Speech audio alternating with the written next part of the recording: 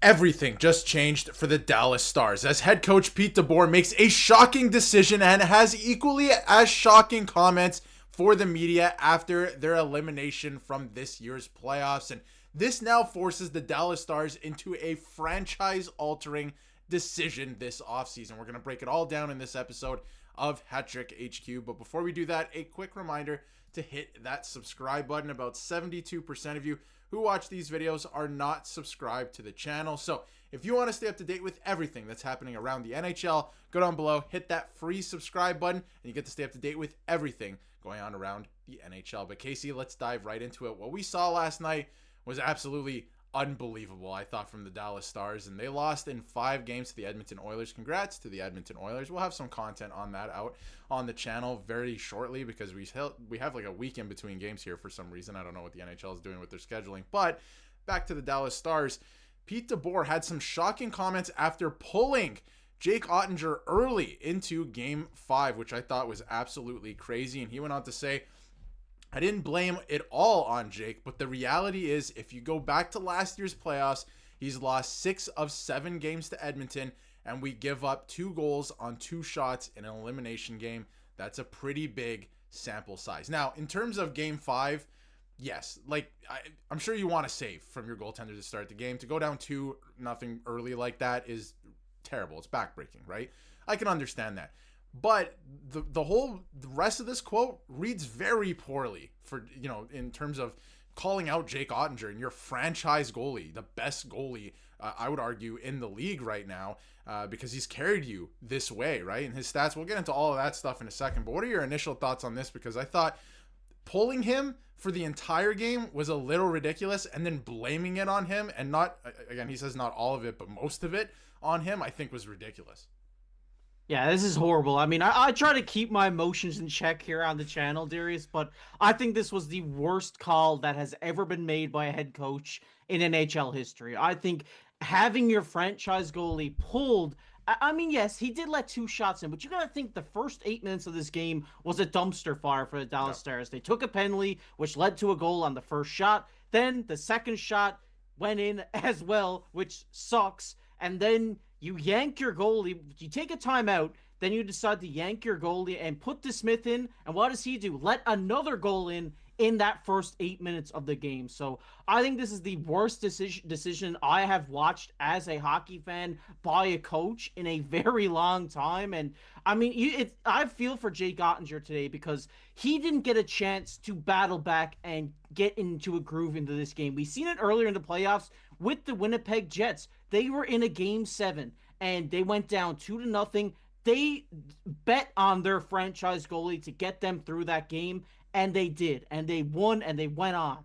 And why Pete DeBoer doesn't follow that makes no sense. Jake Oettinger, yes, maybe it was a rough series for him, but the team had no goal scoring behind him. They kind of left him out to dry at times, and you cannot blame this loss on Oettinger with the offense that you have on this team. You need to, as a coach, spark your offense into going out and getting a goal for your goalie at this point in the game. And what does he do? Take him out, walks by him coming back to the bench at the second period, and I think that was just a dagger in the heart of the Dallas Stars season this year. Yeah, and that's why I had this up for a little bit on screen, because as you can see here, he walks right past Oettinger without saying anything. The other assistant coaches at least gave him a fist bump. Teammates were giving him fist bumps. Coach walks right past them and onto the bench. I mean, that's not how you keep morale up in a situation like this. You're not going to win or rally the troops, treating people this way. So I didn't like this at all. I have to say, I agree with him pulling him at that point in the game, only if he was going to put him back in the game at some point. I thought that was what the plan was, but he never went back into the game. And as soon as they scored that third goal on Casey DeSmith, I was like, man, the Stars are cooked here. This is absolutely brutal. There is no good feelings whatsoever. And a lot of people are drawing comparisons to, of course, Marc-Andre Fleury with the picture that was out there on Twitter a long time ago with the boar sword going through him. And as you can see here from Greg Wyshynski as well, I kind of want to get into the stats too, because a lot of people are pinning this on Oettinger like DeBoer is, and I think that's ridiculous, because you watch the games and look at the stats, because it's not at all, none of it is on him, honestly. Would you like a save in the first couple minutes? For sure, but to blame the whole series and the fact that you were down 3-1 on him in that moment, I think is absurd. So he went on to say that in the last 3 Edmonton Oilers wins in the Western Conference Final in this series, the Dallas Stars only had 4 shots in the third period of each game. 4 shots in the third period when they were down trying to come back into the game. You muster 4 shots. How is that on your goaltender? I have no idea how that's on your goaltender. Again, he was watching the replays with Ferraro yesterday on the bench. It was kind of awkward, but you can see here from Dallas Stars fans, like, they are mad about this. The decision in this moment, in a high-stakes moment from their coach and Pete DeBoer, benching Jake Oettinger is unforgivable. I'd be livid if I was him. I'd be livid if I was a Stars fan. I'd be livid if I was a player on the team. It's not how you treat people, and I thought this was an interesting stat as well, and I'll throw it over to you in a second again, KC, for your thoughts on this. Jake Oettinger had faced nearly 100 more shots than any other goaltender in the playoffs this year. I think there was a similar stat last year when they lost in the Western Conference Final to the Oilers as well. And he just posted a .935 save percentage in Game 4, and they failed to score more than 1 goal, right? Like, you have no goal support. You're not going to win if you score only 1 goal. We've talked about it ad nauseum with other teams. So what are your thoughts on that? The stats, support Jake Oettinger. He has not been bad.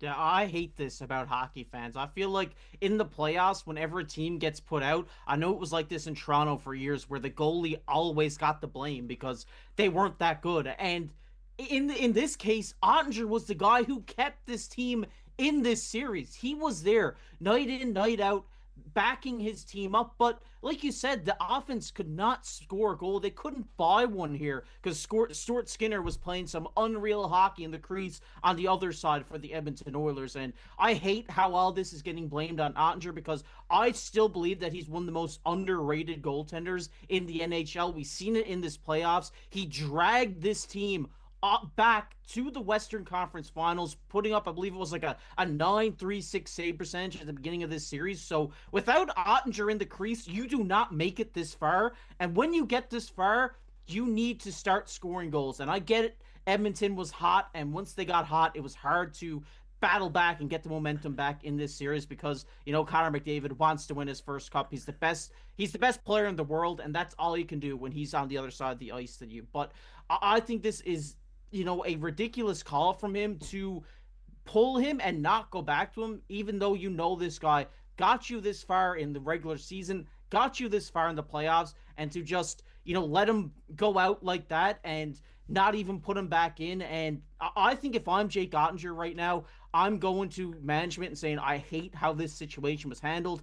Get me out of here. Yeah, it was handled poorly. Absolutely, poorly from the whole thing. It was awful to see that, a goaltender that's this good thrown under the bus like that in that moment. Absolutely horrible. And I'm not even a Dallas Stars fan, right? So it was just insane. An insane moment. And looking at the Dallas Stars in this series, Edmonton was the much better team, right? But to pin it on your goaltender, I think, is ridiculous.